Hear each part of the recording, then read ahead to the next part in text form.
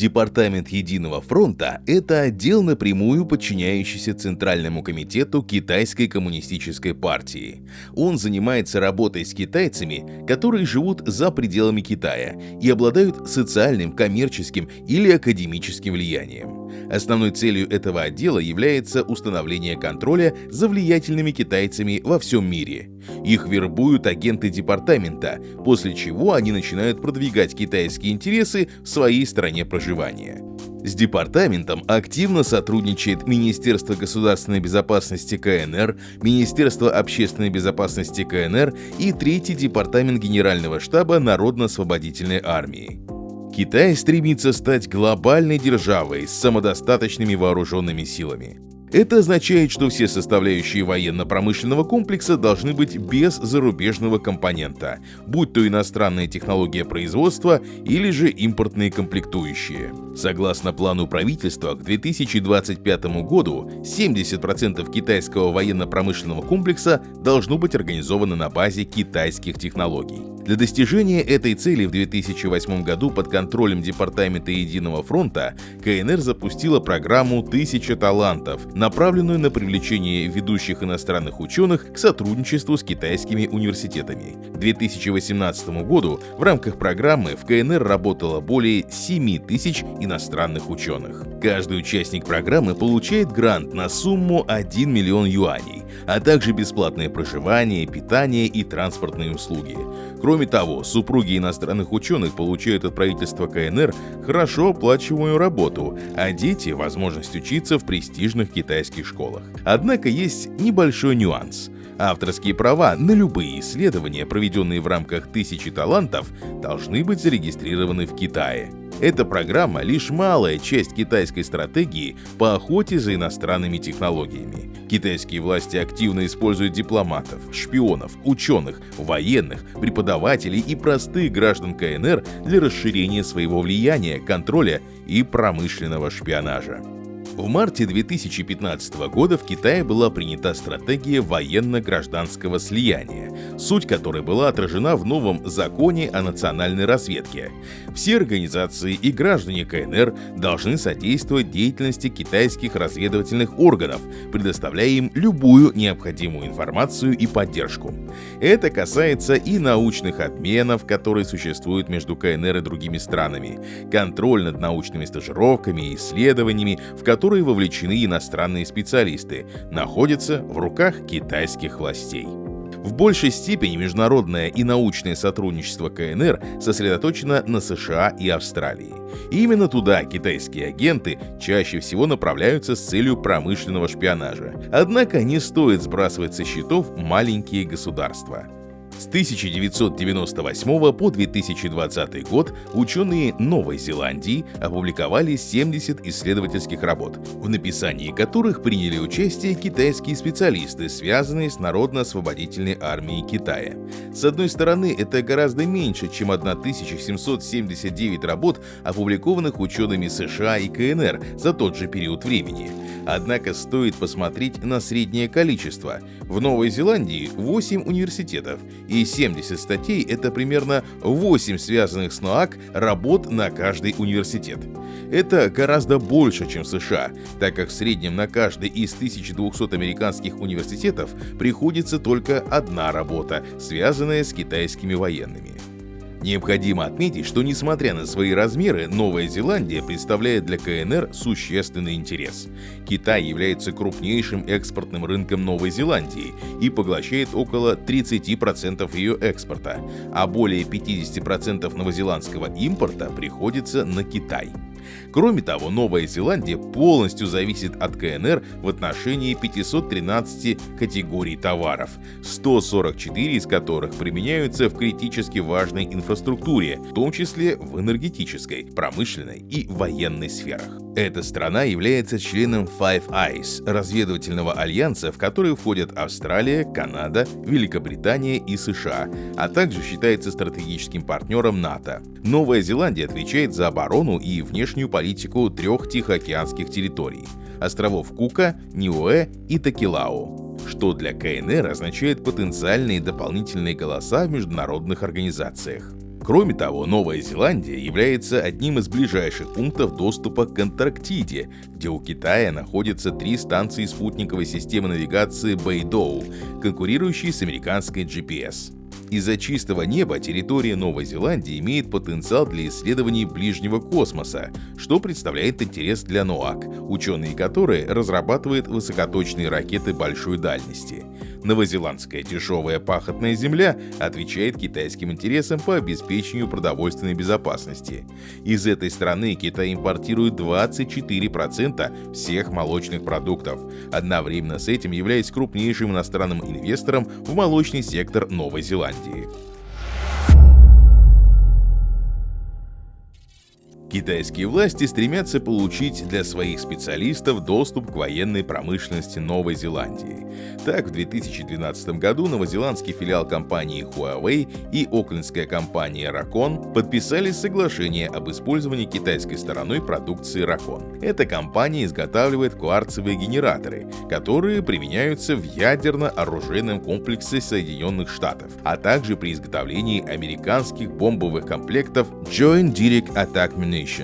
Помимо этого, в 2011 году Rakon открыла на территории КНР собственное предприятие, 80% акций которого в 2013 году было продано китайской Zhejiang East Crystal Electronic. Guangqi Science — это китайская компания, которую основал китайский Илон Маск Liu Japan. На Западе Guangqi обладает неоднозначной репутацией. В 2010 году ФБР обвинило Жапена в похищении разработок своего научного руководителя Дэвида Смита из университета Дьюка.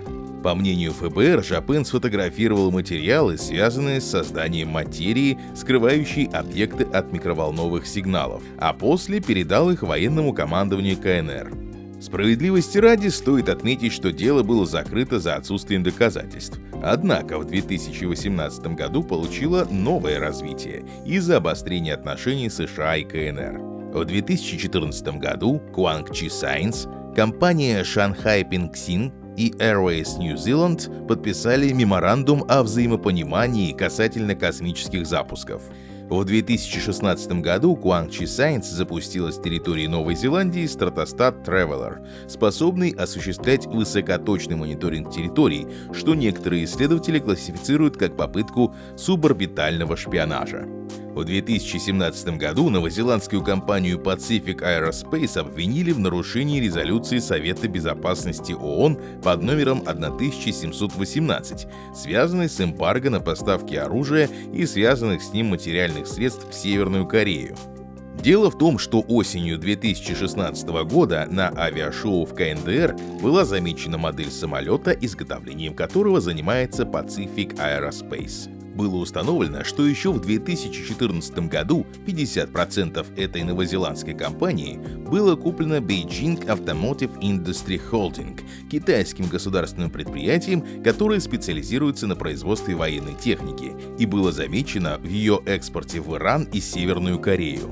После покупки доли в компании китайская сторона приступила к модификации новозеландской модели с целью превратить ее в первый китайский грузовой беспилотный самолет, который может перевозить груз, превышающий его собственный вес. В 2017 году Китай заявил, что этот модифицированный аппарат уже используется китайской армией в качестве военного грузового самолета для доставки грузов в труднопроходимой гористой местности. На данный момент в Новой Зеландии проживает около 4,5 миллионов человек, 200 тысяч из которых являются этническими китайцами. Большинство китайцев живут в Окленде, где они составляют около 10% населения. Основной новозеландской организацией, наиболее тесно связанной с властями КНР, является Новозеландская ассоциация мирного воссоединения Китая, основанная в 2000 году. Ассоциация находится в подчинении Департамента Единого фронта, а ее лидером является Стивен Вонг, занимающий руководящие посты во многих организациях, подконтрольных департаменту. Так, Вонг возглавляет Новозеландскую ассоциацию истории и культуры Китая, является вице-президентом Новозеландской китайской торговой палаты и советником Пекинского совета по иностранным делам Китая. Задачей Вонга и его ассоциации мирного воссоединения является лоббирование китайских интересов, в том числе и избрание китайцев в новозеландский парламент.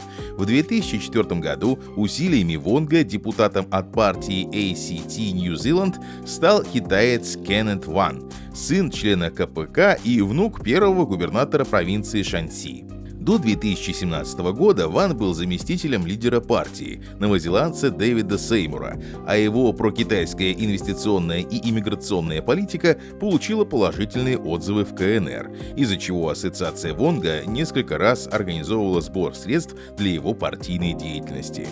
В 2011 году китаец Цзянь Ян стал депутатом парламента от Национальной партии Новой Зеландии, одной из двух самых влиятельных партий в стране. Он активно участвовал в акциях по сбору средств на нужды партии. Так, в 2014 году ему удалось собрать более $200 тысяч. Однако в 2017 году вскрылись интересные подробности его биографии. Новозеландские спецслужбы выяснили, что в 1978 году Цзянь Ян поступил в инженерный колледж ВВС НААК, где изучал английский язык, после чего до 1993 года работал в учебных учреждениях армии КНР, где обучал будущих китайских шпионов. Одним из таких учреждений был Институт иностранных языков НААК в городе Лоян. Этот институт входит в состав 3-го департамента Генерального штаба китайской армии, который занимается внешней разведкой. Люди, работающие там, не могут покинуть пределы КНР без разрешения властей, а уволившись, должны еще минимум 2 года не покидать страну. В 1993 году Ян уволился из института, а в 1994 переехал в Австралию, откуда потом перебрался в Новую Зеландию. Когда Ян стал депутатом, он превратился в главного лоббиста китайских интересов в Новой Зеландии. С 2014 по 2016 год Ян был членом парламентского комитета по иностранным делам, обороне и торговле и сопровождал премьера Джона Кея на всех встречах с китайскими политиками. Это давало Яну доступ к конфиденциальным аналитическим справкам, содержащим правительственные рекомендации касательно отношений КНР и Новой Зеландии. В 2020 году Цзянь Ян объявил, что в связи с обвинениями в шпионаже он не будет баллотироваться на 3-й срок, однако продолжит поддерживать трудолюбивое китайское сообщество. Китаец Раймонд Хуа с 2008 по 2014 год был депутатом парламента от Лейбористской партии, которая наравне с национальной является самой влиятельной партией Новой Зеландии. В 2009 году на мероприятии, которое Департамент Единого фронта организовал через ассоциацию Стивена Вонга, Раймонд заявил, что, будучи китайцем, по многим спорным международным вопросам он будет продвигать в новозеландском парламенте китайскую повестку. В 2017 году Раймонд был повторно избран депутатом от Лейбористской партии. И еще одной важной задачей Департамента Единого фронта является установление контактов с бывшими политиками, обладающими широкими связями в правительстве. Обычно эти контакты перерастают в тесное сотрудничество, направленное на расширение китайского влияния.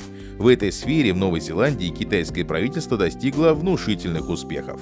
Бывший лидер национальной партии Дон Браш возглавляет новозеландский филиал промышленного и коммерческого банка Китая.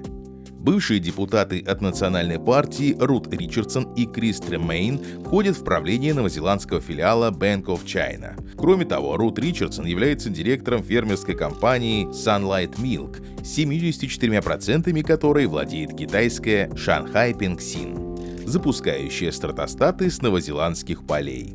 Бывший премьер-министр Новой Зеландии Дженнифер Шипли возглавляет новозеландский филиал China Construction Bank. Бывший мэр Уэйтакер-Сити Боб Харви возглавляет Новозеландский совет по продвижению китайской инициативы «Один пояс, один путь», через который проходят все связанные с Китаем инфраструктурные проекты. Большое спасибо за просмотр. Пожалуйста, оцените это видео и поделитесь им с друзьями. Подписывайтесь, оставляйте комментарии и читайте нас в Telegram. Ссылка будет в описании. До новых встреч!